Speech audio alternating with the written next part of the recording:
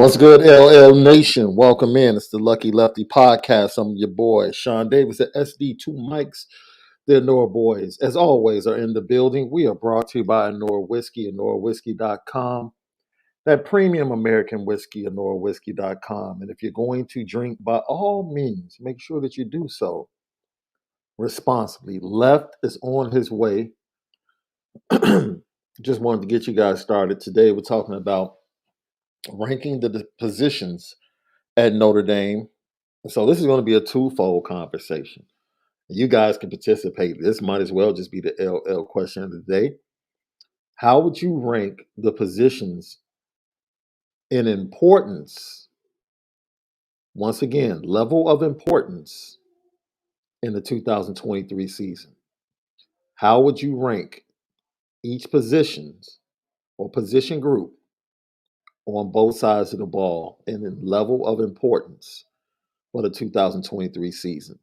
We'll talk about that first. Then, secondarily, we'll talk about projecting which position groups we believe will be the best performers in 2023. Which position groups will be the best performers in 2023. Next week, we're going to start a series where we basically take each position group and break down what needs to change for the veterans and what needs to be done for the newcomers and the group collectively. I think we're going to start with the linebackers, and we've already had them on as a guest, and you guys loved them. So, former Notre Dame linebacker Corey Mays is going to join us to break down the linebackers. And then we're going to have other former players coming on to break down the other positional groups as we head up to the month of March, which is going to be Pro Day, beginning of the first practices, beginning of the first group of visits by 24 and 25 kids to the campus. So it's going to be an exciting time in the month of March. But for right now, I want to get you guys ready for that. And we're going to start building that. Of course, each Monday, we're going to continue to do our Back to the Future segment. Going back next week on Monday, Back to the Future, the Cow game, which is where everything started to turn positively for Notre Dame, specifically in the second half. So that should be a really fun game to look back at and then project into 2023 what to expect from the 2023 Fighting Irish. Apple Podcasts, Spotify, CFB Nation, in conjunction with Irish Breakdown. All of our great content is available right there. Leave 5 stars, leave your comments. We would greatly appreciate it. It's the Lucky Lefty podcast. You already know we spin it different. So, how would you rank the position groups? Roderick Blackman chimes in already. So he goes D line first in importance, then wide receiver, then linebacker, quarterback, cornerback, O line, and running back. That's interesting. That's interesting. So you got defensive line, wide receiver, linebacker, quarterback, cornerback, offensive line, and running back. I'm not mad at it, Roger. I'm not mad at it. So we're going to start with most importantly for the next season is the quarterback position. And I think Marcus Freeman and the staff recognized that they had talented areas, right? Talent on the roster. We talked about this the last couple of days. There's talent on the roster. They just weren't a good team until the middle of the season. Middle of the season, they became a good team and learned how to play complementary football with what they had. Now they have a talented roster. And even with the talent, I still say Sam Hartman coming over with Tyler Buckner's improvement is the most important positional group. That's the group that can really elevate Notre Dame back to the college football playoff and can give them an outside chance in what one might call a more wide open landscape in college football because your Alabamas and your Georgias will have new starting quarterbacks. We don't know how those starters are going to play out. Extreme talent, they could struggle. Ohio State, it's the same way. You have Michigan that's bringing back J.J. McCarthy. I expect Michigan with the soft schedule to once again welcome in the Buckeyes with everything on the line last Saturday in November, and then possibly win or lose, go on to the Big Ten championship and have an opportunity to once again go to the college football playoff. When you talk about USC, it's hit or miss with them. Once again, I think everything or a great amount of their success is going to rest on the shoulders of Caleb Williams. Drake May, another top quarterback, just really don't expect North Carolina to do more than improve slightly, maybe, on what they did last year and get to the ACC championship game, but I don't expect them to be in the running for the college football playoff. So quarterback's the most important. It really is. And I think that's why Marcus Freeman and the staff approached the offseason the way they did. And in doing so, you guys forgive my little multi-poo friend back there. In doing so, they did a great job of analyzing the situation and saying they don't want that position to keep them from being a better team moving forward. I applaud that. I thought it took guts. I really did. Because like in the position that they were in, they could have rested on the fact with new staff, we just got in collectively in March. Give us time. We'll go out, we'll recruit. We got CJ Carr. They're expecting to have Dante Moore in the class. They end up with Minchie. And they just say, man, we're going to stack our guys and we're going to build with our team and focus on getting to the college football playoff in 2024, 2025. That's really the approach they could have taken. But there's an urgency within this program. There's an expectation within this program that starts at the top with Marcus Freeman, where he feels like this team and this roster can win now. And the only way to do that was to be more aggressive and go out and get a veteran signal caller, but still investing in the quarterbacks that you have on your roster. Steve Angeli, Tyler Buckner. Now, this conversation took place with all of the quarterbacks before the end of the season. Like, they didn't even wait to the end of the season to sit down and talk to the quarterbacks. This conversation took place before the end of the season. And they let everyone know this is what we're doing. All right. More than likely, we are going to go to the transfer portal and bring somebody in. And in doing so,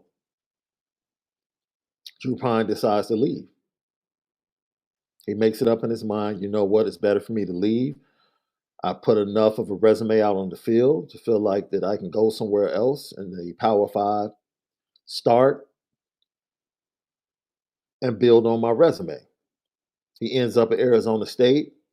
Arizona State gets a couple of transfer quarterbacks, and they're able to flip Jaden Rashada. I don't even know if you can call it an official flip because he was released from his letter of intent. But they land Jaden Rashada on National Signing Day. So hopefully he gets a shot, a fair shot, and hopefully he continues to develop. Things are not that tough in the Pac 12, so he should be ready to go. Lucky Lefty podcast. Fresh off the set of All American, Mr. Hollywood himself. Sheesh. What's going on, family? We're here once again. So we apologize. We know Left is having issues with his computer. Yeah, So I know. I gotta get my computer back, but I'm gonna get it fixed, and it's getting fixed, so I should have it back tomorrow. so until then, bear with us. We'll Is work it on his still super audio. low or what? How we looking? How we sounding? It's kind of like extra bassy. Interesting. Extra Okay. bassy, a little muffled. It is better today though. Okay, there we go. That's all we can ask for. So we're ranking the positions today, left, and the level of importance. The level of importance. And I didn't even need you to start with the number one position, level of importance. It's quarterback. That's why they went and got Yeah, Sam Hartman. that's right. Like, that's why they got aggressive. And we know they swung bigger than Sam Hartman in this process. We know that for a fact.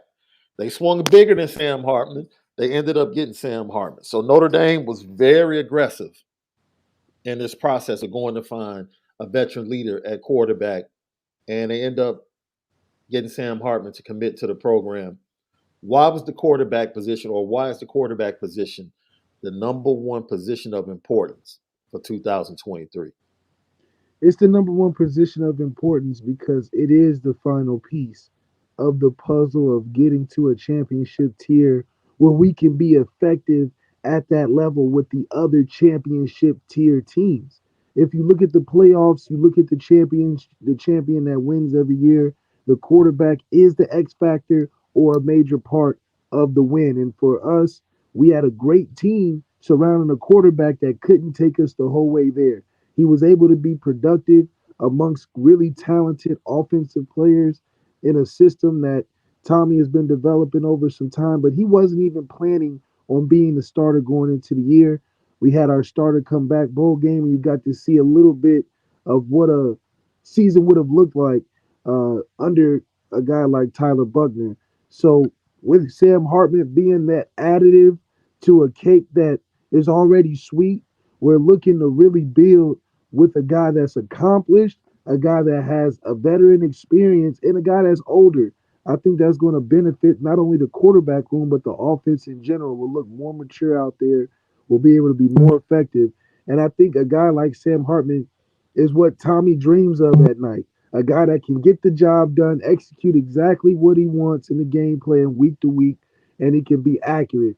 The only difference between Sam Hartman and Drew Pine as of now, because their jerseys are the same, is the fact that Sam can throw the ball down the field a little bit more.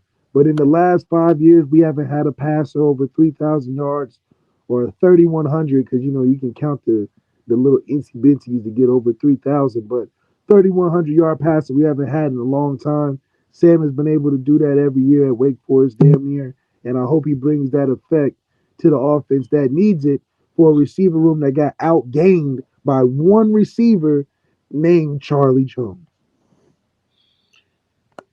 Can't say it any better than that. Lucky Lefty podcast. So that's our number one position group level of importance is the quarterback position. Now, this is probably where we start to differ because it was easy for us to say,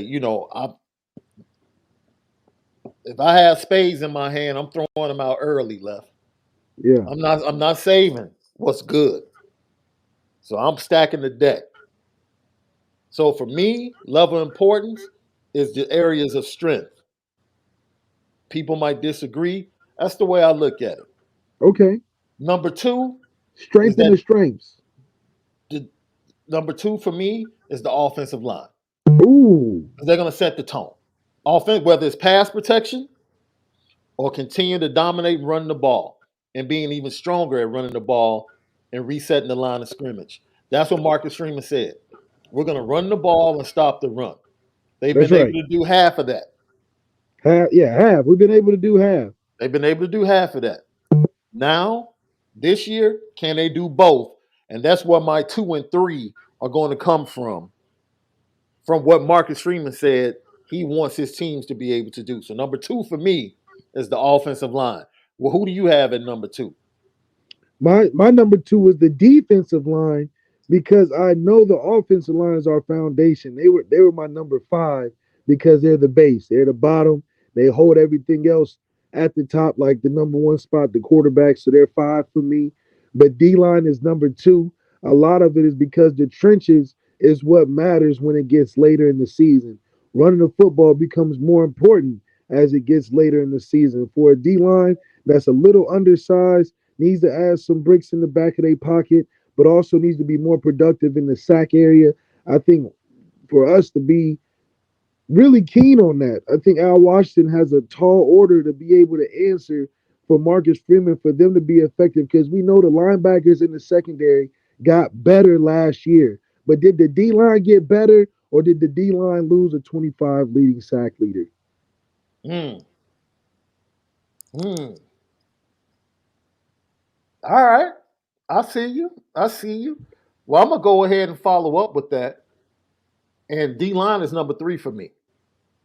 And that's just based upon what Marcus Freeman said his team has to be. He obviously has a vision for this team and what they're going to be when they win. He got his quarterback. They have to be able to run the ball. They got to be able to stop the run. That's one, two, three for me.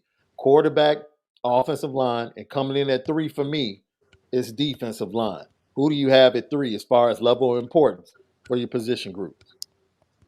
I have the receivers. Mm, I have the receivers because it's stemming from us getting a quarterback that's capable, and our receivers have been a no show for the past couple of years. Sam Hartman gives us no excuse why we can't have a production in the receiver room. The receiver room is hungry, and they need to be effective if we have any chance of making plays and being in the championship contention.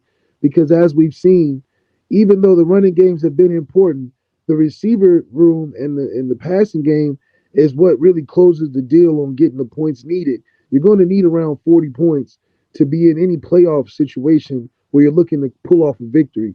And the only way you can do that in today's game is throwing the football. We have very capable receivers, but what are the receivers like as potential or the talent? What do we really have in the room? I know we have guys that were high school All Americans and 4 and 5 stars, but what do we really have, and how are they going to be uh, stretched and pulled and challenged and how are they going to compete? Knowing the ball's actually coming their way, I think you're going to see not so much of a 70-30 run pass, but maybe I don't dare to say 50-50, but maybe a 65-35 split. number four for me, I almost wanted to put them in number two. That's the defensive backs. I believe they have a chance to be dominant. This defensive backfield has an opportunity, if healthy, and if certain moves are made, transitioning people to safety to give them further depth. This defensive backfield has an opportunity to really be able to clamp down on the vast majority of the teams that are on this schedule. Like, what wide receiver core won't they be able to clamp down on? We'll I'm not definitely talking. have some challenges. We'll have some I think challenges. The I think they'll USC be game is going to be challenging because of Caleb being all getting out of the pocket and being able to make all schedule plays, and they have a nice group of wide receivers. We saw two of their freshmen in the bowl game against Tulane get loose and make big plays. So, and they have other recruits coming in, so they're going to have talent. I don't really. The Clemson receivers don't really wow me. They're bigger. They're slower. I don't think we didn't have a problem defending them last year. I don't foresee that in 2023.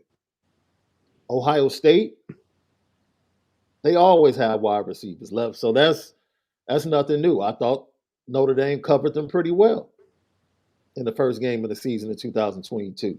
I really think they have an opportunity to loose the front seven.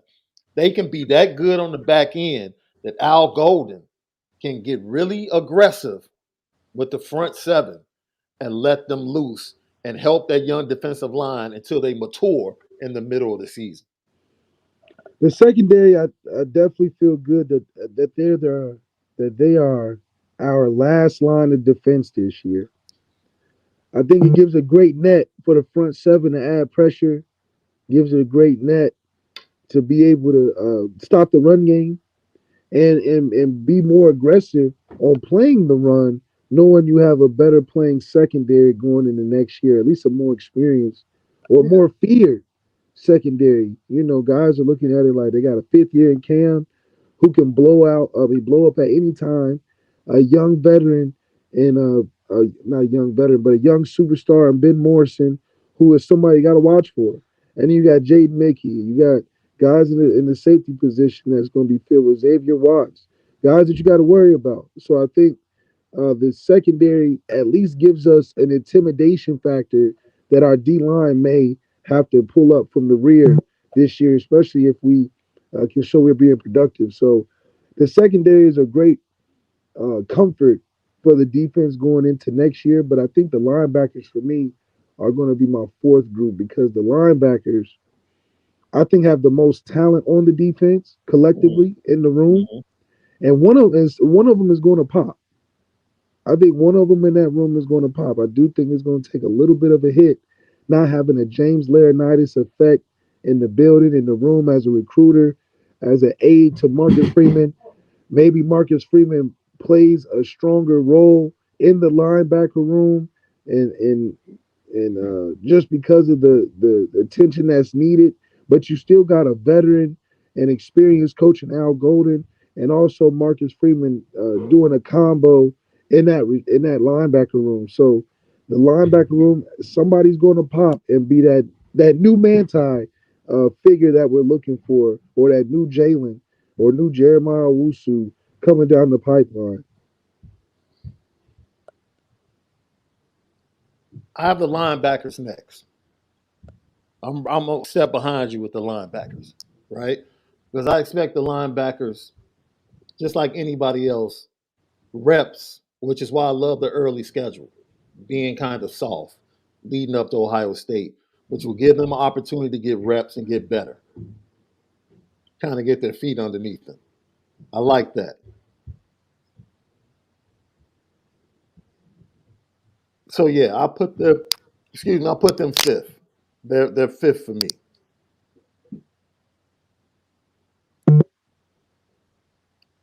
Wide receivers come in six for me, bro. Because I have faith in the wide receivers left.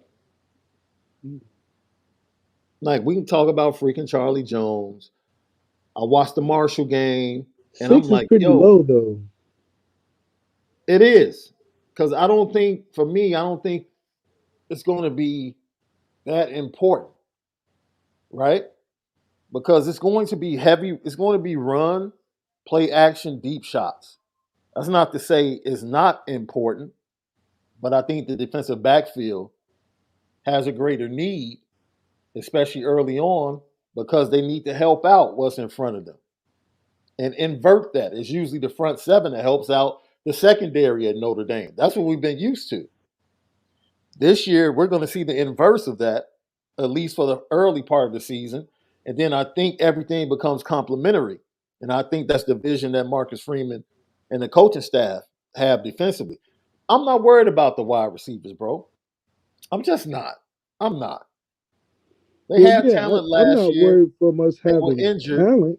Yeah, they were injured coming out of fall camp. They were limited. Lorenzo Styles Jr. played the best game of his season against Marshall. They clearly came out with the game plan. We got to get the ball to Lorenzo. He had 11 targets. They came out saying, man, we're going to get him on end rounds, quick screens, routes, flat routes, post routes. Man, we're trying to get the ball to Lorenzo. That he's our playmaker. He's one of our best playmakers. And he had one of his best games, 60, 79, and one run for 22 yards. And then Tyler goes down at the end of that game, and then mentally, I don't know if he checked out or he are see. This is what we have to recognize. You don't have to guess how good a dude is. The players already know.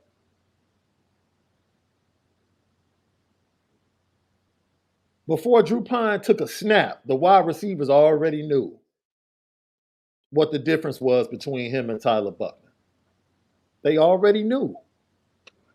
I'm not making an excuse. I'm just saying. There was some reason that Lorenzo Styles went from that game to the next game, the drops all of a sudden because they started trying to get him the ball in a similar fashion in the first half against Cal. It was clear that the game plan was get the ball to Lorenzo Styles. Even in the third game, against Cal in the first half. Absolutely, And he, absolutely, and you can tell like you were exactly right. Players know mhm. if you on the team, you know. And the one thing that you knew is that it wasn't going to be the same. Not that it was better, maybe not even worse, but the impact was not going to be the same. Lorenzo Styles knew from practice. Brayton Lindsay knew from practice. Michael Mayer even knew from practice. This is not Tyler Buckner getting in the game. Period. From a target standpoint, from where the ball is, from even the cadence, because he even got a couple false starts.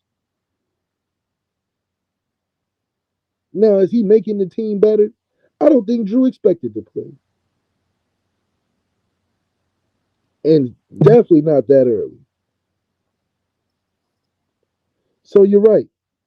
They knew it wasn't going to be the same. They acted like it, and our record showed it. No excuse though. As a player, you have to be locked in no matter who's under center or in the pistol or in shotgun, whoever it is. You have to be locked in, especially when the offensive game plan is geared around you. And it really was geared around him. Second, second game against Marshall and first half against Cal.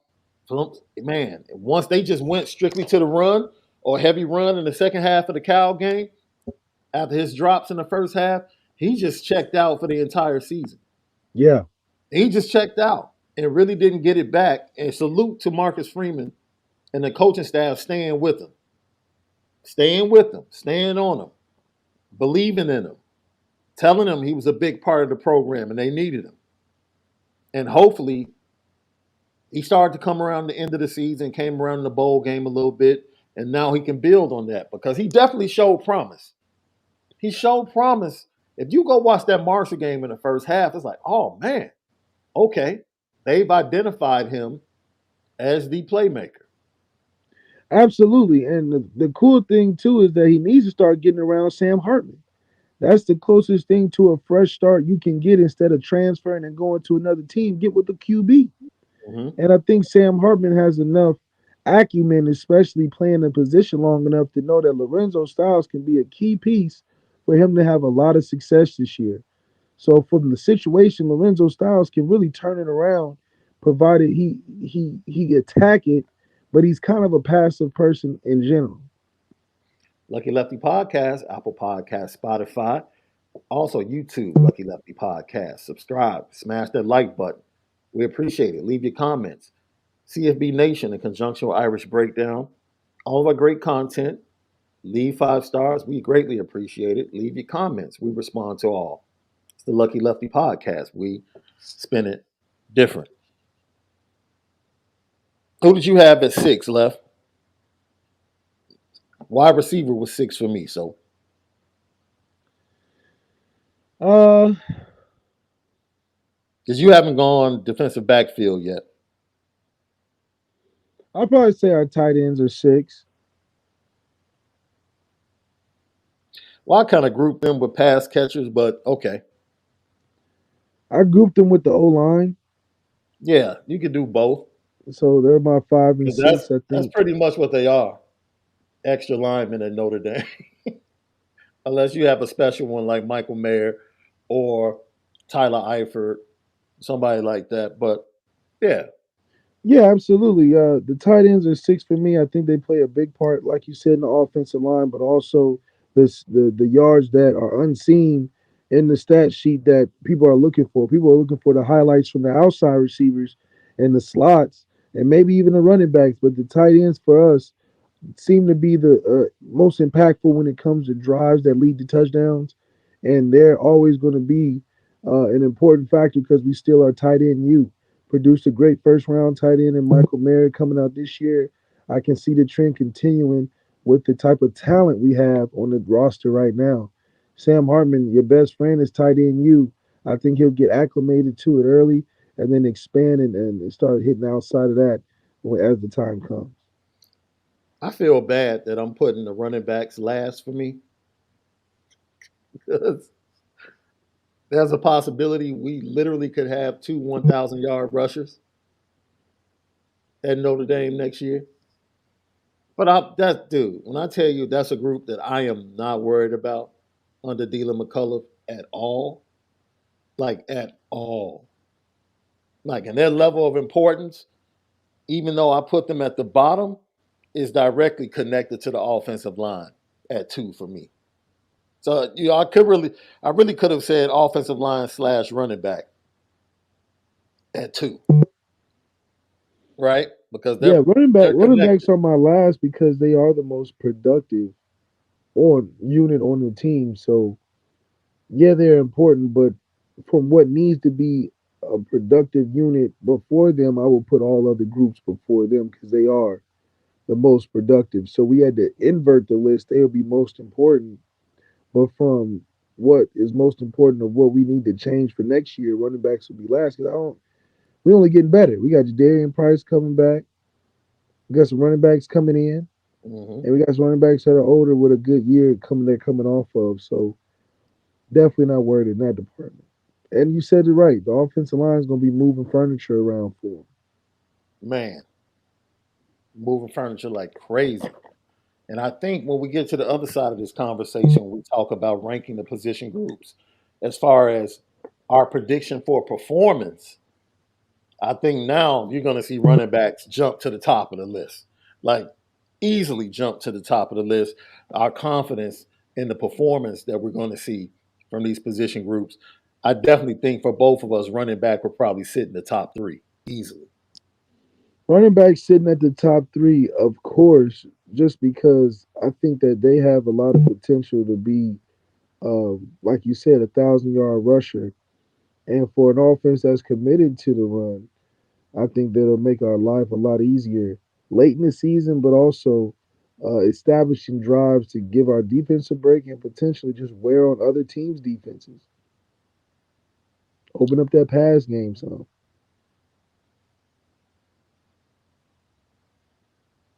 Lucky Lefty podcast. It's weird. You know, when you get a weird text message or email saying that you bought something, and you're like, yo, I didn't buy that. Something about that. Lucky Lefty podcast. So, with all of that being said, I would like to point out that what we lost and what we will be missing, in my opinion, those shoes will be filled in different ways. Not similar ways, but different ways. We know moving forward that the offense more than likely would not be as tight end centric in the passing game as it was the previous 3 seasons. Now, with Sam Hartman, his experience, you might be looking at some four wide receiver sets. Yeah, I mean, you're going to get a multiple array of what Tommy really likes to do as offensive caller, and that's being creative. Sam Hartman, being as experienced as he is going to be able to uh, handle the amount of things that Tommy is going to want to throw into the offense, especially if their relationship is good enough to where they're seeing eye to eye. I mean, he already looks like Tommy back there. So I think that they're going to have a nice powwow in the QB room every week, scheming up different, ways to attack their defenses. But it's important though of how Sam adjusts and reacts to it. Is one thing to like a lot of things that you want to do, but how are you executing it on a 1 year contract? I think it takes time with everything. So if they can find a way to minimize the curve of getting the team chemistry and getting adjusted with what you like to do and call for a 1 year basis, I think it can give Tommy a lot of credit for what he's able to put together in these last 2 or 3 years of guys that have been in and out at that QB position. Yeah, it should be interesting. It's definitely going to be a task to see how a run centric offense that we expect with the running back room they have, with the experienced quarterback that they have, and the temptation of Tommy to go ahead and pull a Jack Cone Fiesta Bowl, especially if things are looking really good in the spring between the wide receivers and Sam Hartman. I, I, I could see Tommy being tempted, especially against that soft schedule early, to throw the ball more than they run it. Yeah, he's gonna come out swinging. I think he understands who we're going against, and he's probably looking at it like, man, I'm not about to waste no time, giving away what we really want to do as an identity. I'll treat it like the Fiesta Bowl because I know we're gonna run up numbers. I'm gonna get the people talking about how we look so good throwing the football against these teams that are, not the same competition level, but you're gonna see a lot of Sam Hartman early, and people are gonna think this is the greatest transfer ever. A lot of success in those first three games. And then I think in the Ohio State game, which is the fourth game of the season, you're going to see the real offense come out and you're going to see a lot of handing off and RPOs and play action. But the first three, you're going to get a lot of receiver highlights. I'm hoping and expecting. Lucky Lefty podcast. Happy to hear from Mobile that Jared Patterson had a much better second day and it started to live up to his preseason ranking of being a late first round pick. Had some, those one on one reps, man, at the Senior Bowl have to be, that has to be some of the most nerve racking reps that anyone takes. Like, this is literally like you put so much on tape for 3 or 4 years, and then you get in front of all these executives and coaches, and it's a one on one against another really good player in front of everybody. And now it's like the practices are nationally televised on NFL Network. And it's like, yo, this is crazy. But his second day was vastly improved. And then Isaiah Foskey left.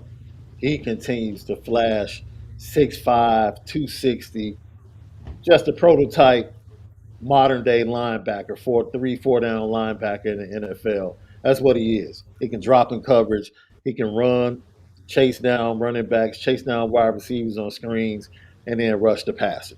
So both of them had incredible second days. It's great to hear. Yeah, just Notre Dame as individual players out there doing their thing, making an impact because your coaching is what's going in technique is what's going to stand out of in combine and all star scouting combines like that. And you're going to show, and Jared Patterson reached in his Harry Stand bag, pulled out some of them techniques he learned and put them to use. Had a better second day, and Isaiah Foskey being a sack leader all time. I'm expecting him to do great things regardless. Left, I want to, because I know before we get over to the next topic, I know you are a culinary genius in a sense. And you love to try different types of foods. You love posting different recipes. But I wonder if you knew this. And I said, I have to make sure Left knows about this. You've been to McDonald's, right, Left? Yeah, I know Lil Leak has had some McDonald's. He probably does the chicken nuggets right now. Happy Meal, four Happy piece. Meal. Yeah. And in your travels, I'm sure at some point, you guys don't have to leave the Golden State for him to see Mickey Mouse. But if you want to go to Disney World at some point, you might hop on a plane and go to Orlando. Left, did you know that Orlando has a gourmet McDonald's, bro? Mm, I didn't know this until yesterday.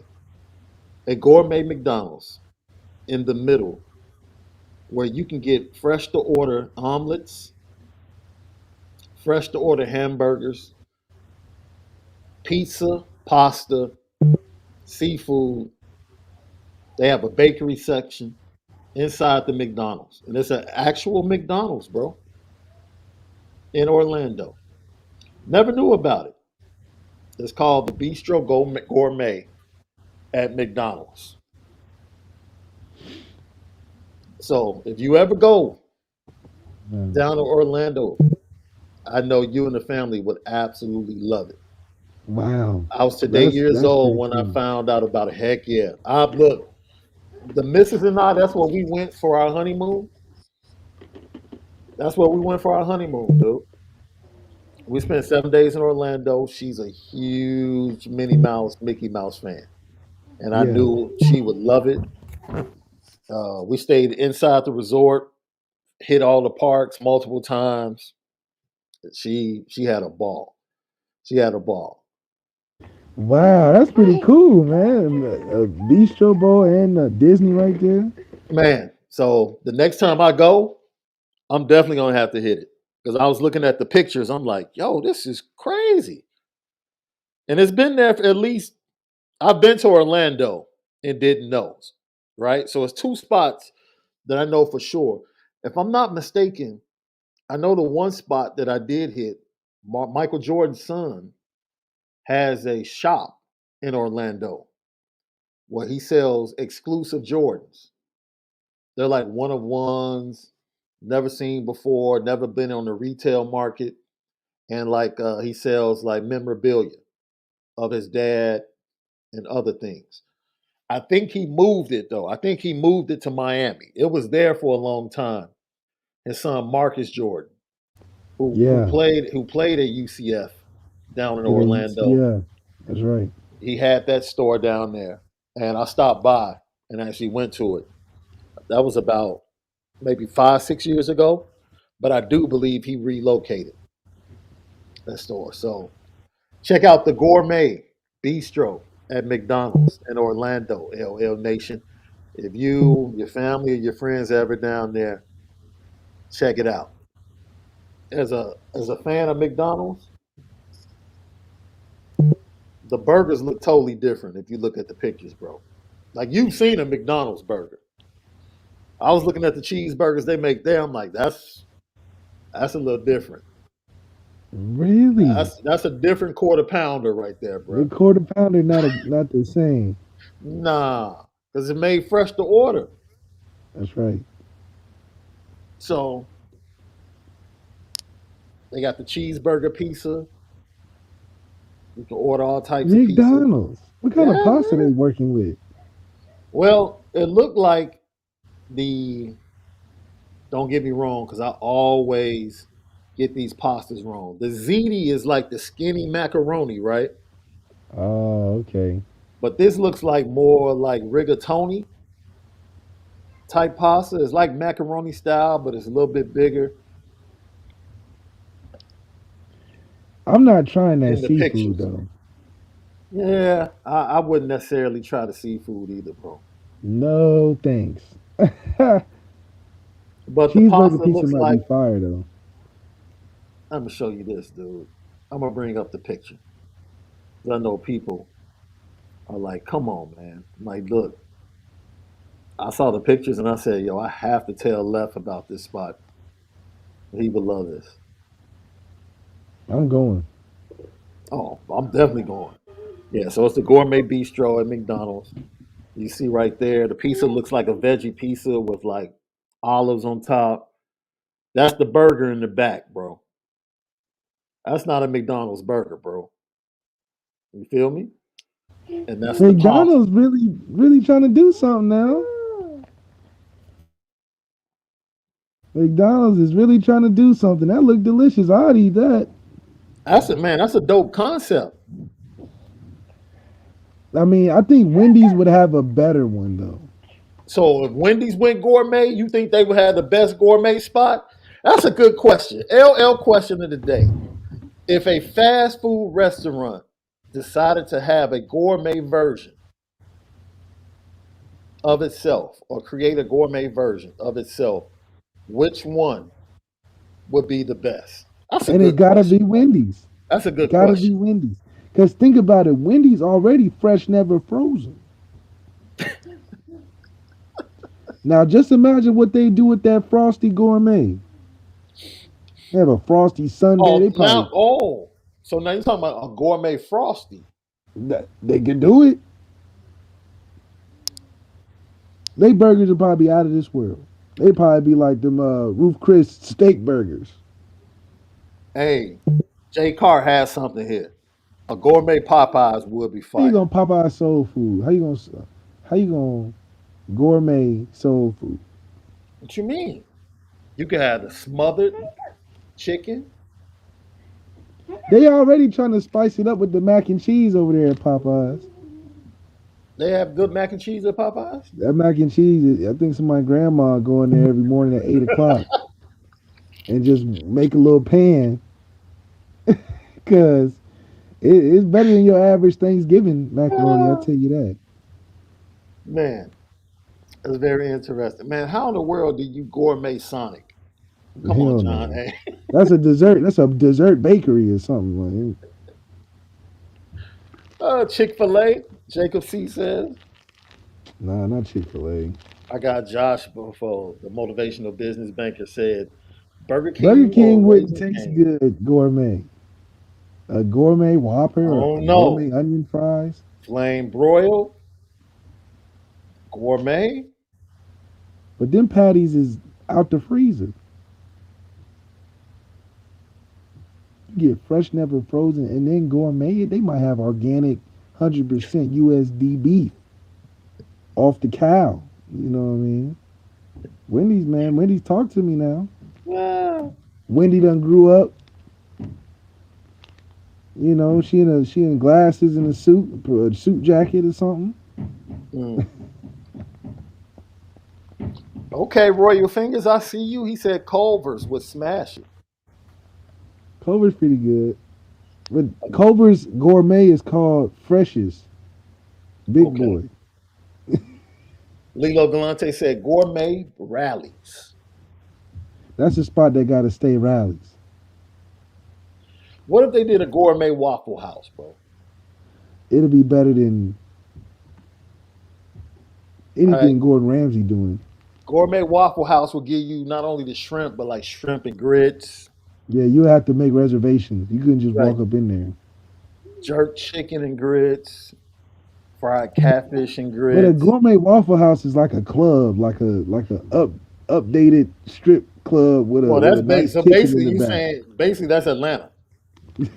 That's Atlanta. That's basically all you're saying. That's Atlanta. Upgraded Waffle House Atlanta, or what's your Atlanta, Atlanta gentlemen's clubs are basically Waffle Houses with gourmet? entertainment. Gourmet Waffle Houses with entertainment. Lucky Lefty Never Podcast, know what you're gonna get. Apple Podcast, Spotify, YouTube. Follow us, Lucky Lefty Podcast, CFB Nation, in conjunction with Irish Breakdown. You already know we spin it Spin it. different. No, Connor, come on, bro. Gourmet Waffle House is not IHOP. No, They don't even that's use the same greases. no, It's different grease at no. IHOP than it is at Waffle House. It's Jacob. You know, we can get into this because we can parlay it or transition into the next topic. Jacob C brings up a good point. It seems like Nick Saban is having a hard time filling that offensive coordinator position at He must be throwing that Alabama. bag around. If he comes after Tommy Rees, do you think Tommy would leave? As a selfish decision, it would be good. But if he's anything like Brian, I wouldn't put it past him. So selfishly for his career, you would fully understand. But he would be more respected if he did it at Notre Dame. If he does it at Alabama, he can probably get farther faster. But at the same time, he would just be a part of a tree if he had gained more success, as opposed to building something of a legacy or something different at Notre Dame. But Notre Dame is an elevation, stepping stone type of place where you're looking to do better. Now, is the OC job at Alabama better than that Notre Dame? I think Yeah. it's honestly the same. They just had more success at Alabama. Well, Chris Lowe just released this about 11 minutes ago that he is a top candidate for the offensive coordinator position at Alabama.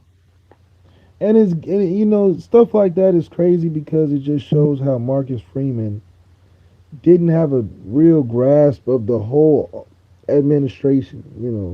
He didn't choose his guy. This guy's out here running around in Miami, hanging out, talking to NFL teams on his own schedule, taking the plane when Marcus Freeman get back. Now he visiting Bama. He just on his own vibe, which is good. Go do your thing. Marcus Freeman can bring in his quarterback and bring in his offensive coordinator he wanted to in the Go beginning. with that left. Go with that. That's something you.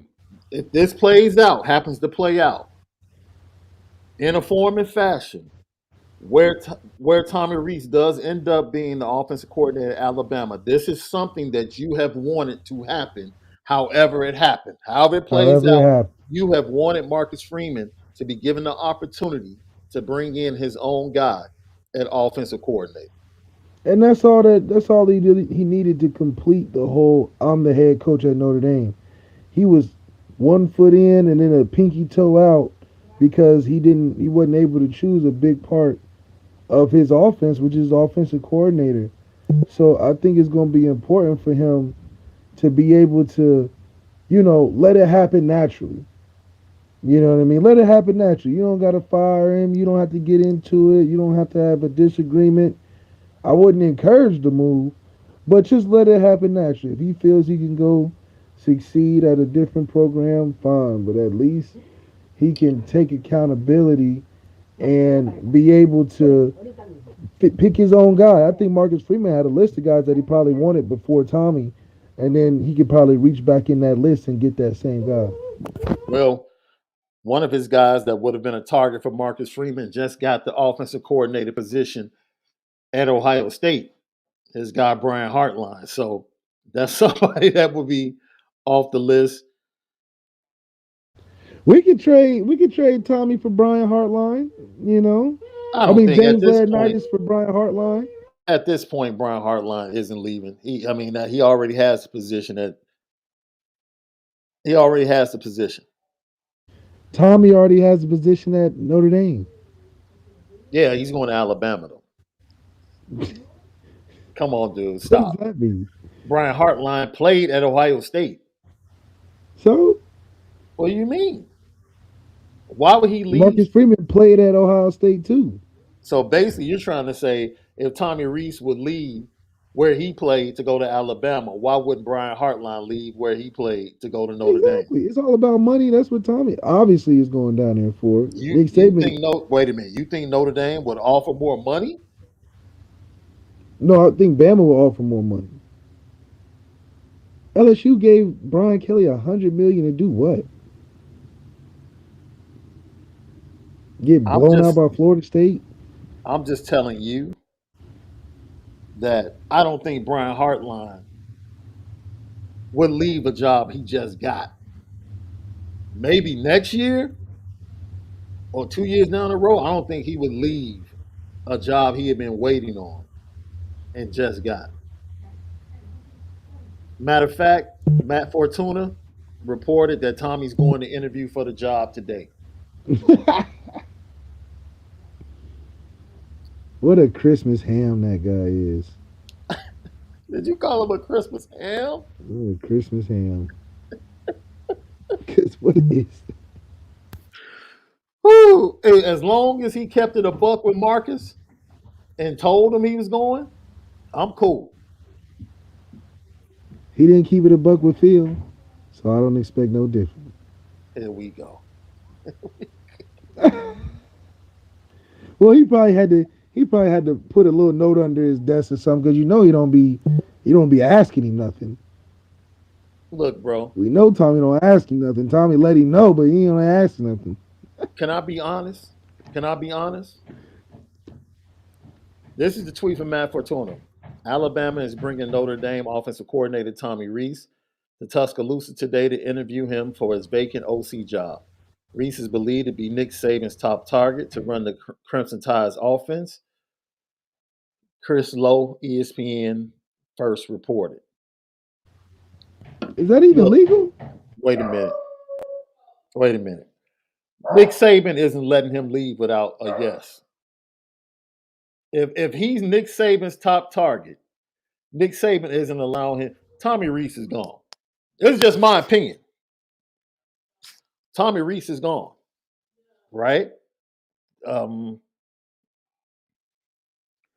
if Dylan McCullough, I think Dylan McCullough would more than likely be a candidate to be the next offensive coordinator, without question. Without question. Without question.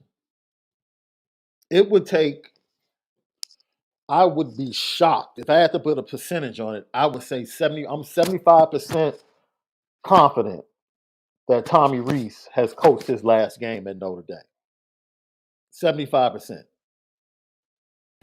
Nick Yeah, you're Saban not is, taking that. You're not taking that meeting unless you was interested. Number one, and number right. two, if you the top target Yeah, for a guy that's been killing it for this long, yeah, I think Tommy's more competent than Bill O'Brien. So I know Nick Saban is probably very interested in Nick and Tommy Rees, and they probably get each other on a ego level thing.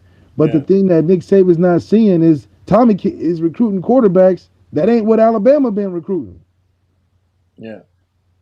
So does Nick Saban know that? Well, this is the thing. I think Nick Saban has had two coaches turn down the job. He went after one in the NFL coach. I think he had one other coach turn down the job. Kirby Smart is going through the same thing because NFL teams are trying to get Todd Monken to leave Georgia. So this is that season Is where, that legal though? Aren't you under contract or something like that? Or does it work different for coaches? I Because mean, how I'm can you sure just every start every taking? con every contract has a buyout. I'm pretty sure left. But you could just be taking interviews while you at a place. Heck yeah. You go to the coach and say, "Yo, Alabama called. I think I'm interested in it." Okay, and then you get permission. I'm sure schools can block That's what I'm saying. other Can't Marcus schools from Freeman be like, man, interviewing if you don't get in there because and it's the start working key. on Wait, that wait, wait, tape, wait, wait. Marcus Freeman obviously didn't block. no, he ain't That's the blocking. key. Notre Dame and Marcus Freeman obviously didn't block. But Look, Marcus we ain't Freeman, negotiating with none of y'all. at this point, Marcus Freeman, we went through this last year with Tommy around this time with the University of Miami. We've already been through. We've already been through this. Mm-mm. So Marcus Freeman is at the point like, yo, if you want to go, just let me know. Just let me know. Go interview, man. Look, he said, don't let the door hit you on the way out. Go interview. So I say with 75% confidence that Tommy's gone. That's what I really believe. Because in order for him to be on campus taking that interview, that means they've had a phone conversation, right? In the midst of the phone conversation, he went and talked to Marcus Freeman, told Marcus Freeman he had interest in the position. And then third, he let the administration know that he had interest. And they gave him permission to go interview. It's Alabama. Alabama's going to throw the bag at him. He gone, as Hawk Harrelson would say. He's out Now, of here. this is another thing. This is why it's a great situation. A great point, Doma Wap. Great point. Uh, allegedly, I'll say allegedly, he stayed at Notre Dame because Jack guaranteed him autonomy offensively. I I'm sure. told you it was the 1B coaching contract. He said, "Look, I know I didn't take you for head coach. I know that's what you thought you was in line for, but I'll give you the next best thing. You the head coach of the offense." I told you all that. I told you that. And Backhanded. on top of that, he can probably get. He knows Saban is the guy, but Saban really doesn't mess with the offense like that. So Tommy can have that same type of autonomy over the offense. And yo, he gets to recruit. Heck, he gets to coach Keon Keeley. He expected to coach him anyway. He gets to coach Keon Keeley. He gets to recruit from that SEC base.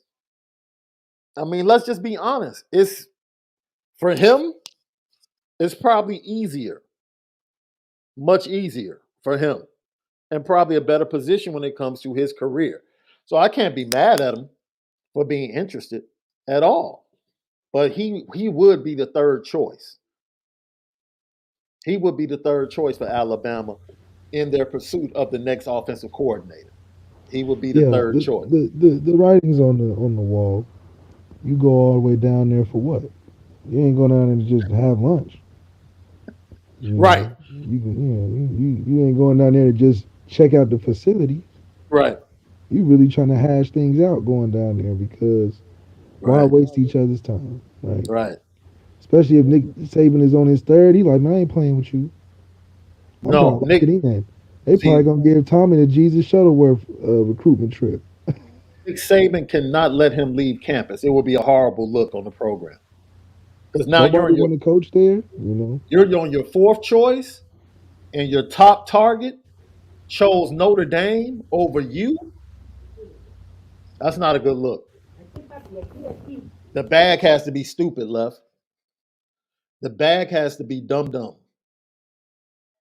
It has to be so dumb that Tommy's like, yo, I can't do it. Tommy Rees might end up being the highest paid offensive coordinator in college football today, by the end of the day. From the market. That's crazy. He might end up being the highest paid offensive coordinator in college football by the end of the day. Yeah. So how are you feeling, man? We could say the topic we were supposed to go to. We could say that for tomorrow. We can say that for tomorrow. By the way, Devin Jackson, NFL drought scout and draft analyst. He's live at the Senior Bowl. He's been there all week. He joins us tomorrow for the Culture Friday to talk about Isaiah Foskey, Jared Patterson, and NFL draft. If you have NFL draft questions, load them up, get them ready. Devin Jackson joins us tomorrow on the Lucky Lefty podcast. We can keep rolling with this. We can keep talking this because, as I said before, Dylan McCullough probably will be a candidate. Marcus Freeman might look outside and go snatch somebody from another program. One thing I will say, Tommy Rees has been the linchpin to the Chicago area. He's been the linchpin. But see, losing Tommy Rees from a recruiting standpoint now is not as is not as big of a hit as it would have been last year if he had gone to LSU or Miami. Right. This year, now you have Stuckey, who's entrenched, Dylan McCullough, who's entrenched, Jared Parker, who's entrenched. If you get the right offensive coordinator, and you get an offensive coordinator who brings a quarterback coach,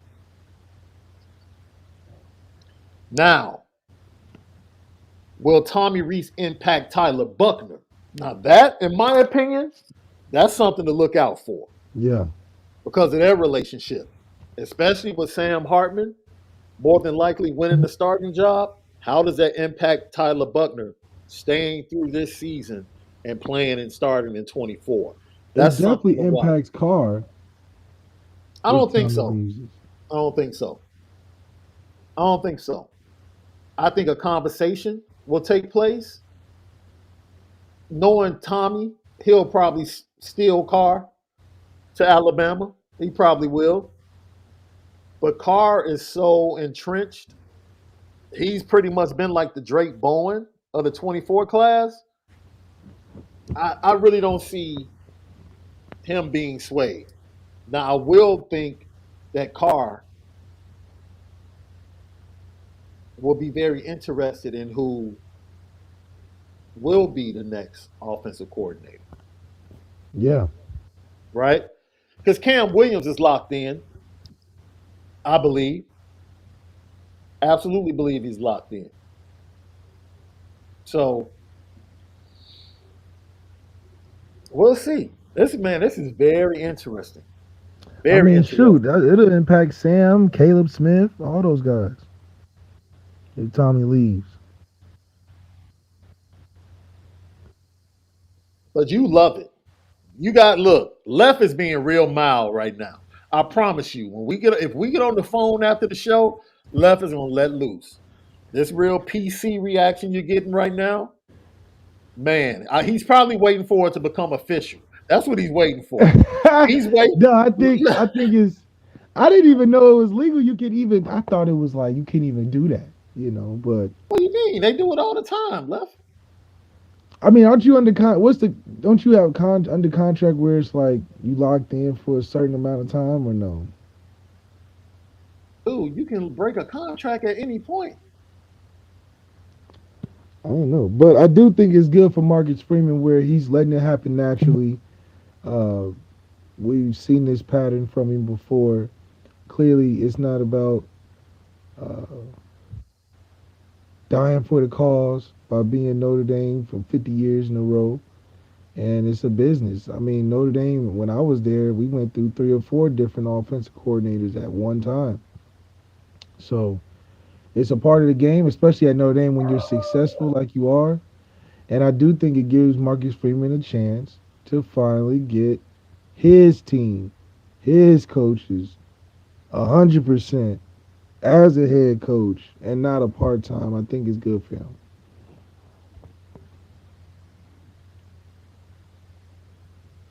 You remember that Lil Wayne video, Duffel Bag Boy?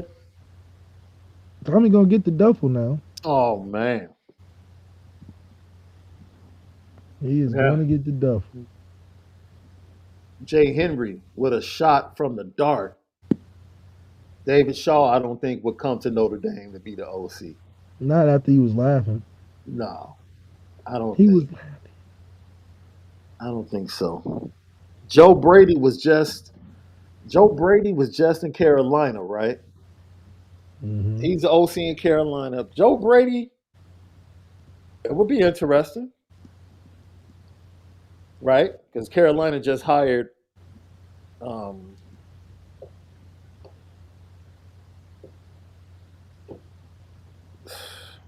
the old quarterback. They got fired with the Colts. Right, Frank Bright got hired in Carolina. We'll see how it goes. It would be Shoot. it would be nostalgic if Charlie Weiss Jr. Thank you, Jason Smith. If Charlie Weiss Jr. ended up being that dude. Byron Leftwich, I know Left would love Byron Leftwich to be at Notre Dame as the OC. I'll go be the quarterback coach, man. We would really be nice, Brian Leftwich come, but he trying to get a head coaching job.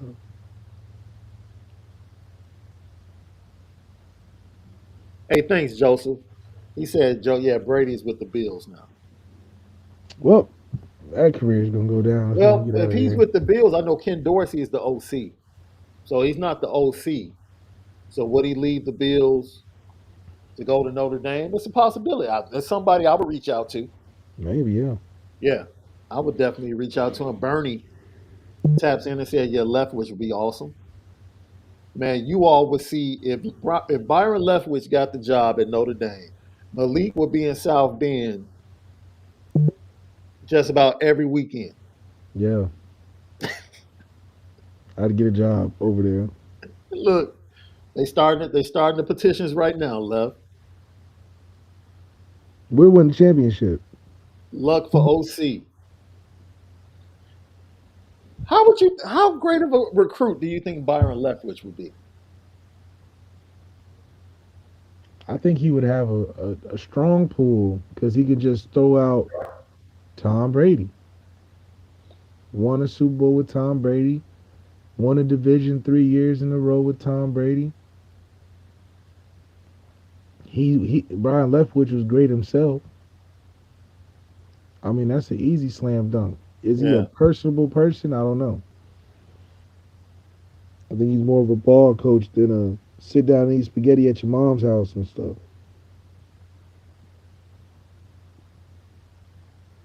You know what? Josh Gaddis is available as well, Left.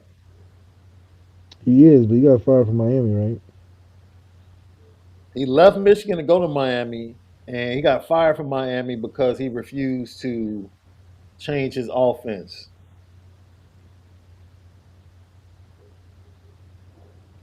Well, we don't want that. So he had a disagreement with Mario Cristobal. We So, don't want that. but his offense is basically the same offense they still run in Michigan. Oh yeah, we definitely don't want that.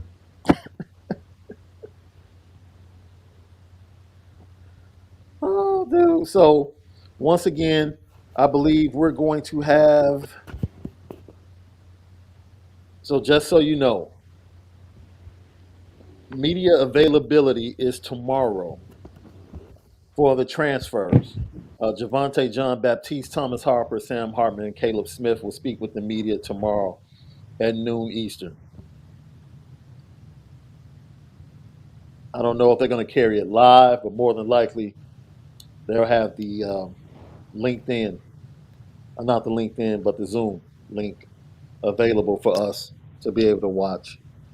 So, but we're going to do the show the same time we do it every day. Once again, the breaking news: Tommy Rees is on campus in Tuscaloosa interviewing for the Alabama offensive coordinator position. I deem this is pretty much a dumb deal, in my opinion. My confidence level, I said 75 earlier. I'm going to put my confidence level at about 90. And I Yeah. gave 5 reasons. Number one, Tommy Rees has serious interest. Number two, he spoke with Marcus Freeman and got the okay from Marcus Freeman. Got the okay, number three, from the administration. Number four, he is the top target for Nick Saban. Not the number one target, but the top target. The job has been turned down previously by 2 other coaches. So that makes Tommy Rees the third guy that they're going after. 5, he is on campus. It would be a horrible look for Nick Saban to allow Tommy Rees to come to campus and leave and go back to Notre Dame. It's not happening. If he's there, expect news to break sometime today that Tommy Rees is the next offensive coordinator at the University of Alabama. I feel that confident in it. 90% is good. I feel that confident in it. And Left is waiting for it to become official. I'm pretty sure I'm just gonna let him go. I'm gonna let him go the first 10 minutes of the show tomorrow. I'm just gonna let Left go. It's going to be awesome. I'll make sure that we go live so you don't miss it, LL. But I'm going to let Left go live tomorrow and start the show. I have full confidence that he's pretty much gone. Mm. Yeah, Conceding to the fact. yeah, he's pretty much gone. So how are you feeling, LL Nation? Are you like good riddance? Are you happy? Man, for the Culture Friday, get your opinions ready because we're gonna go deep into it tomorrow once it Deep. becomes official. That's right. What did Bernie say? Bernie said, Shaun, you should negotiate Reese deal with Alabama. You understand his leverage. I mean, at this point, Nick Saban cannot. That would be a horrible look for Nick Saban if It Tommy would be gets back on the plane headed to South Bend. That would be awful. awful. Awful. Left, you know what time it is.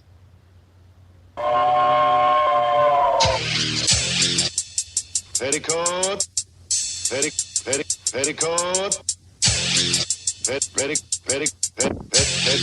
petticoat junction. It's time to get petty Oh, we did a good job executing. Are you upset with something? and fire up the Petticoat Junction train. I just don't like you. You don't? No. What is today's petty history? Petty Junction.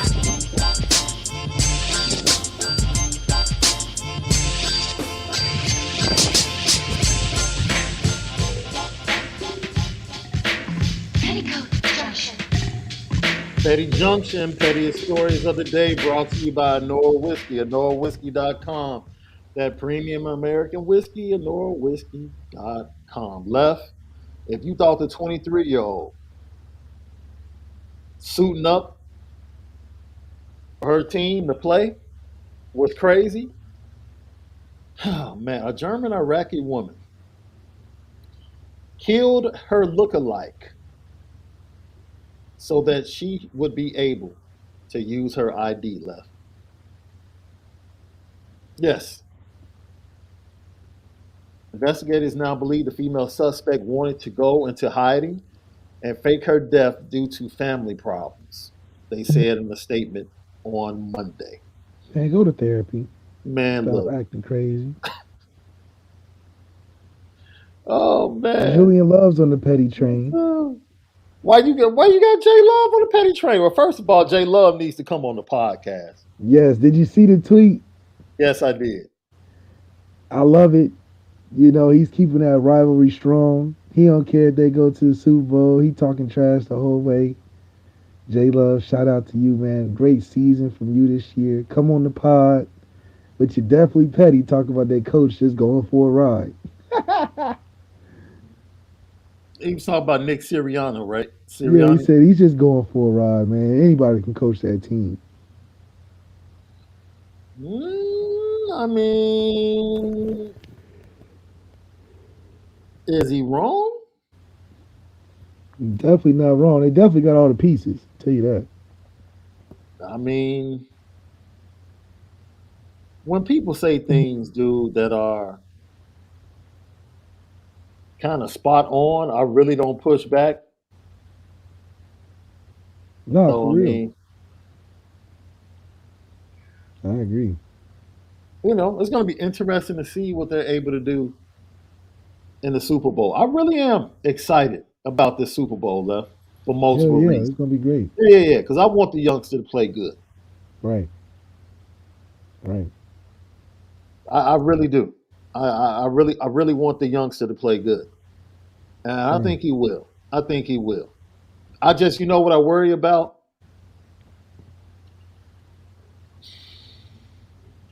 You can say he's been in big games at Alabama and Oklahoma. That Super Bowl is different, bro. It's different. That Super Bowl is different.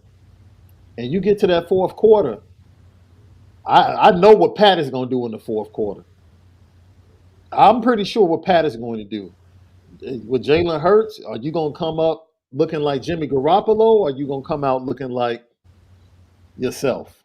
That's right. That's going to be the ultimate question of whether or not they can win. Because ultimately, you guys make sure you're here for the Culture Friday, because once this news becomes official, I expect Left to be in here like this tomorrow.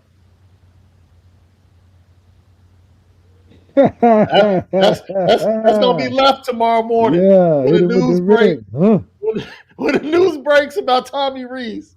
Officially, that's Left all day and tomorrow. First 15 minutes. First 15 might have to squeeze it to 20.